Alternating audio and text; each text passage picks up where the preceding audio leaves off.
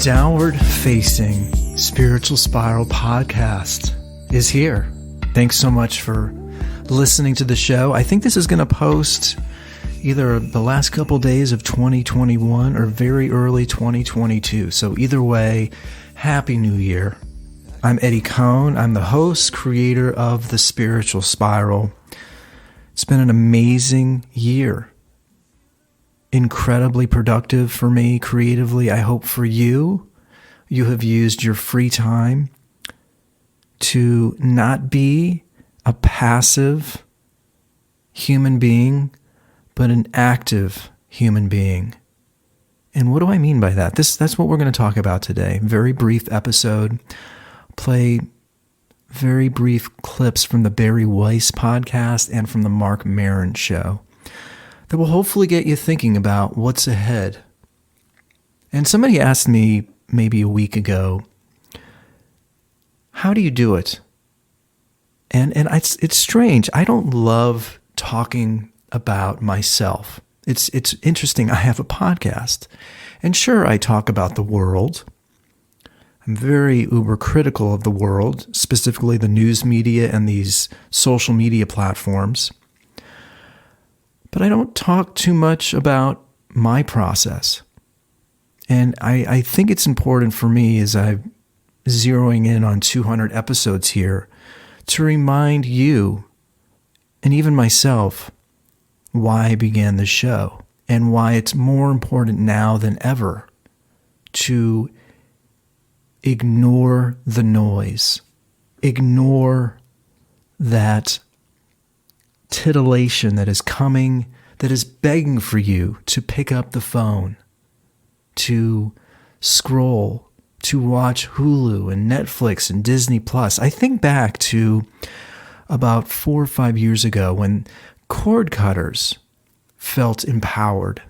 They were sort of like, I'm not going to pay for cable anymore, or DirecTV or Dish. I'm not going to spend $150 for all these channels. I'm going to cut the cord, and I'm just going to get like PlayStation View or YouTube TV, or I'm only going to get Netflix. But then interestingly, all these media conglomerates over the last few years got the power back into their hands and sort of like split off and started creating their own apps. So now, people were saving money a couple of years ago by cutting the cord. But now I speak to friends of mine who, they have Paramount Plus and Disney and Netflix and Hulu and Amazon. I know Amazon's free if you're paying for Prime, but then again, you are paying for Prime. So now the conglomerates have the power again. Now people are back to spending over $150 a month for television. And I bring this up because this show is about reminding you that you should be in control, that you should have the power to make your own decisions. And then back to me, people will ask me, or my friends ask me, how did you do it? How did you get a book done? How did you record a record? How do you record the podcast? How are you writing articles and also have a job? How do you do it? It's because I value my free time. I have limits to what I watch every day. I am not a Luddite, and I'm not going to tell you that you should not watch Netflix or Hulu. But you got to cap it at 30 minutes or an hour a day. Social media, it's fine if you cap it at 15 minutes or 30 minutes a day, or maybe take the whole weekend off. Turn all of your notifications off. Devote an hour every day to exercising. Devote an hour every day to writing. It could be 500 words. It could be 1,000 words. I devote every day to being in front of my computer, opening up Apple Logic, and seeing what's going to happen creatively. Am I going to create a new drum loop? Am I going to come up with a new piano pattern? Just an hour and see what happens. I don't record a podcast every day. I used to be probably too regimented in trying to, present or produce a podcast every week. But now I know that, look, I've got plenty of other things to do. I don't have to be on the strict regimented pattern when it comes to my podcast, but I do know that I should devote, an hour a week. If I'm going to just record myself, 2.5 hours a week if I have a guest.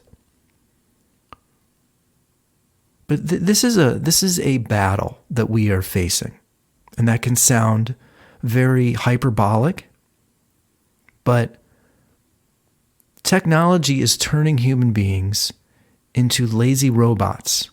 It's literally riddled our society in such a dramatic way that it's creating 2-dimensional versions of human beings.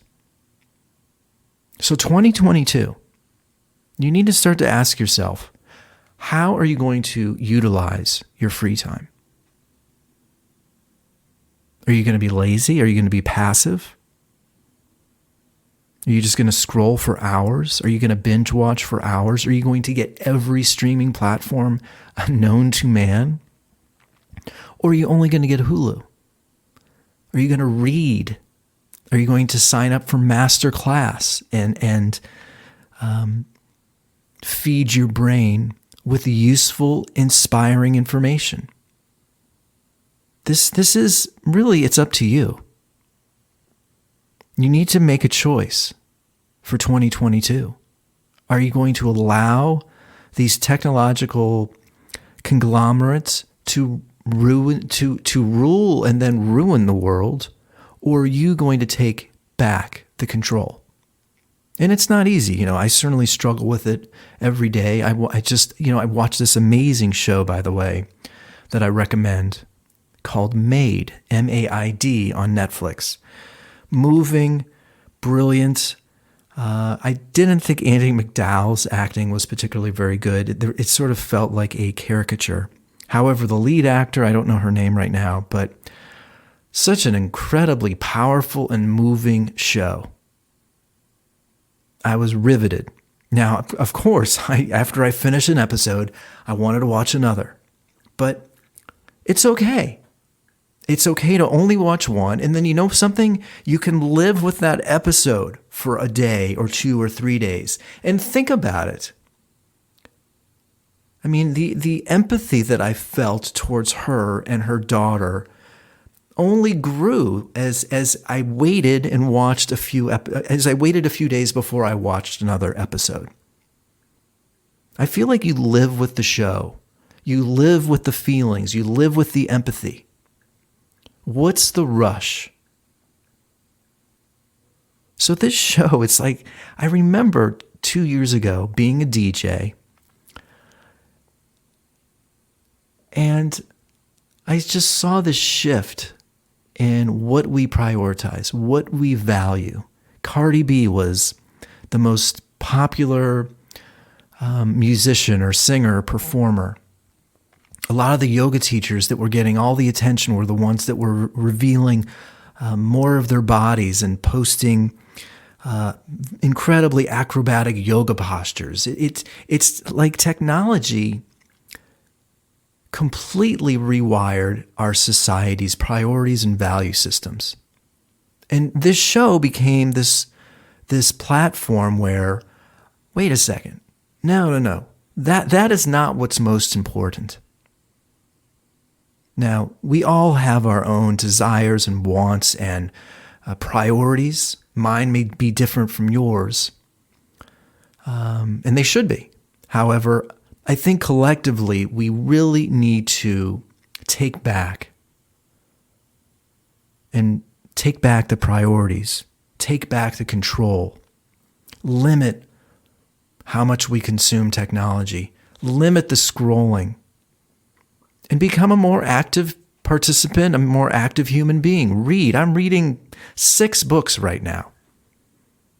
The War of Art is one. To Kill a Mockingbird and Of Mice and Men I started reading. And I'm also reading Chaos Monkeys, which is about Facebook. These are...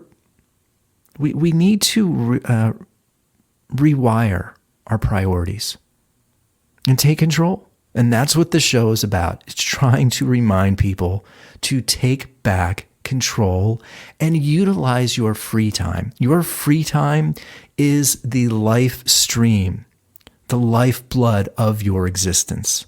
So what are you going to do with your free time?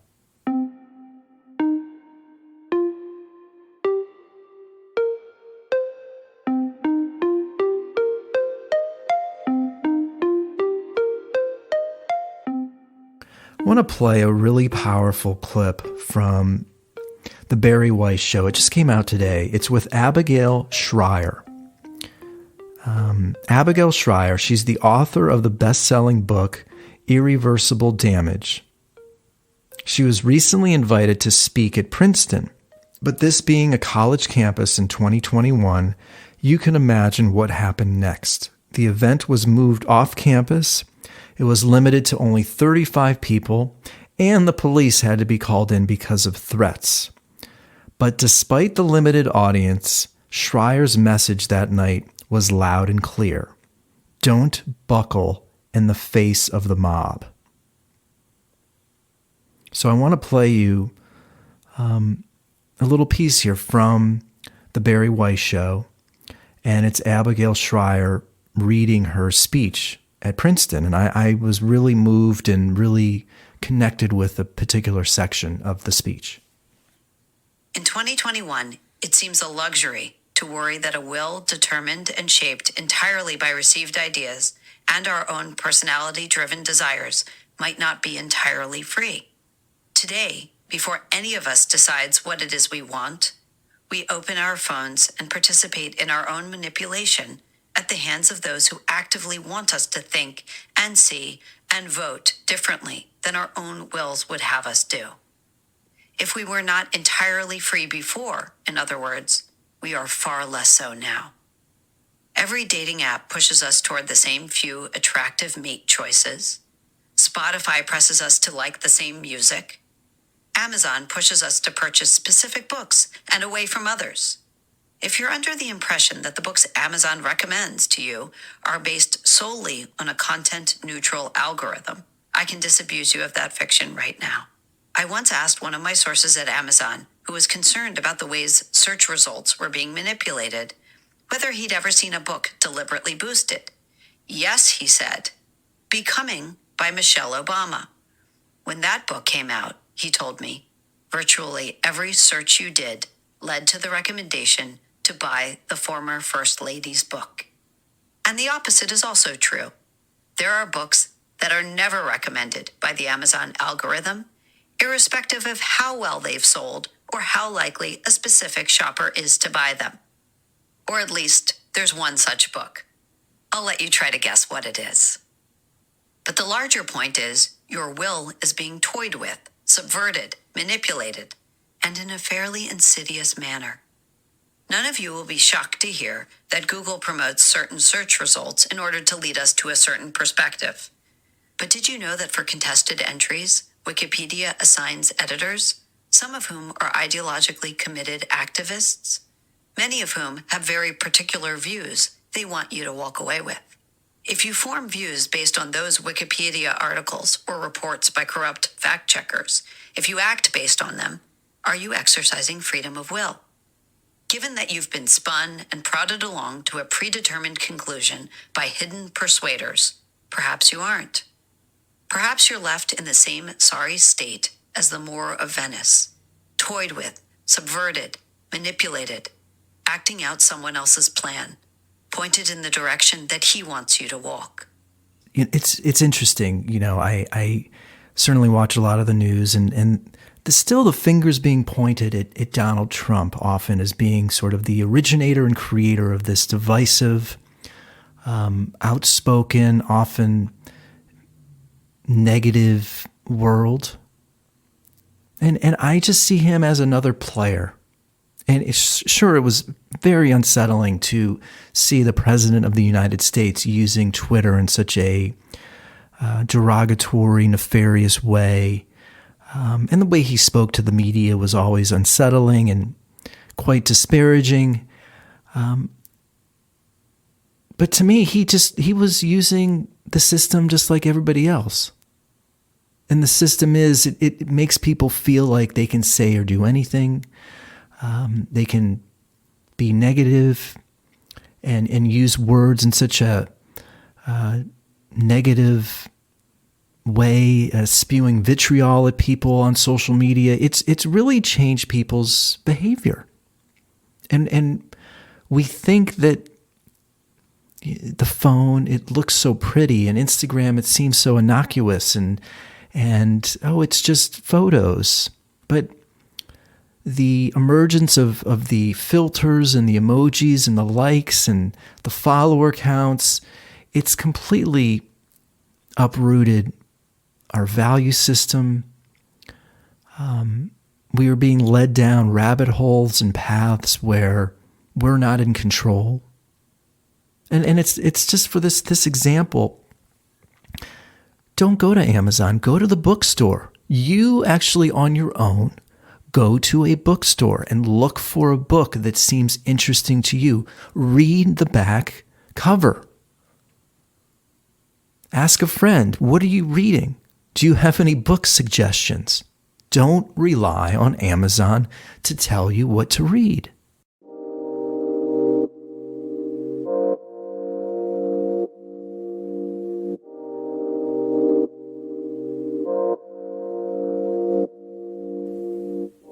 I just finished watching the movie The Power of the Dog, and I'm going to sort of criticize not only the movie, but also Mark Maron a little bit. I do like Mark and his podcast, but I've realized something. He has become a kiss ass. You know, he just had Halle Berry on his show promoting Bruised, and I thought the movie, to me, Netflix has this way of presenting movies in my mind that feel like B movies, where just the production quality is so subpar. It's predictable. The actors feel stilted. The writing feels very boring and dull. And immediately within 10, 15 minutes, I was like, I can't sit through this movie. And about 4 days later, Halle Berry is on Mark Maron, and he is literally throwing compliment after compliment, saying how great the movie is. And the podcast was nothing about who Halle Berry is, where she came from. It was all just a PR 1 hour, go out and see this movie. And similarly with Power of the Dog, I forget the main actor that was in the movie, but both actors were on his show. And instead of talking about, getting a little biographical information about these two actors, where they're from, how they got into acting, it was just a 1 hour kiss-ass session about how great Power of the Dog was. So I got tricked.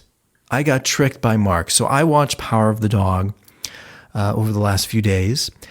And the movie shot beautifully.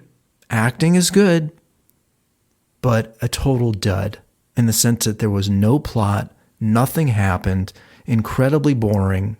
Jane Campion, she did the piano, really well done, although that movie also sort of was boring as well, despite the fact that Harvey Keitel and Anna Paquin were very good. Plot is still needed in movies. But to the bigger point here, we have to remember to still be critical. People are scared to criticize. And as a creator, I still am critical of my own process. And when I give a song to a drummer or a friend or somebody to listen to it, or to possibly play on it, I expect them to be honest. Now, granted, I'm not on a PR tour promoting a book. I understand that. But I think we have created a culture now, or we live in a culture now, where people are terrified to say what they really think about a piece of work or a television show or a movie. It's like everything is good. All is good. And that to me is such a dangerous world to navigate. We have to be comfortable with criticism done in a respectful way.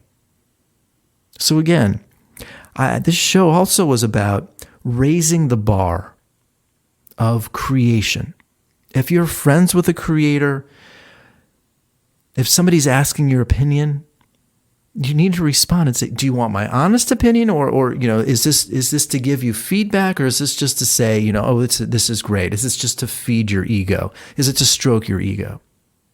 I think we need to sort of preface or give honest feedback or be confident or let it take a chance. Challenge people to be better. It's okay. It's important. Somebody sent me a reel that he was working on about 6 months ago, and I wrote back. I said, this is great, but do you want me to give you my honest feedback about something that you could improve? And he said, sure, yeah. And of course I wasn't, derogatory. I was respectful.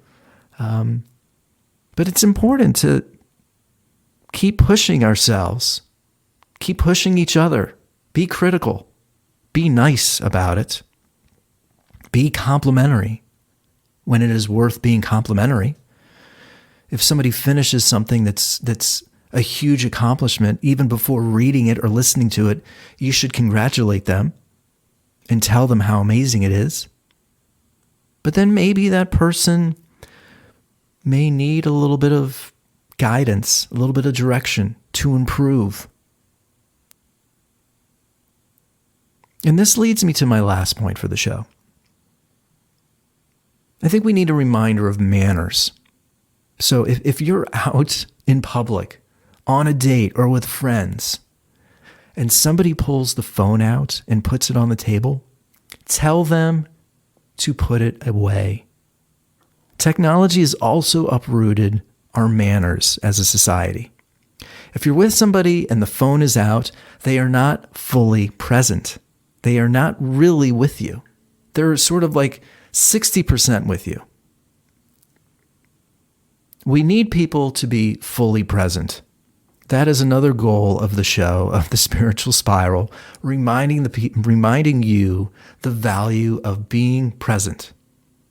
I want to play you something from the Mark Maron show. It's just the intro. He has a guest, Peter Jackson, on the show. I guess he just put out a documentary on the Beatles. So this is sort of the intro to the show before Peter's on. And I want you to listen to this.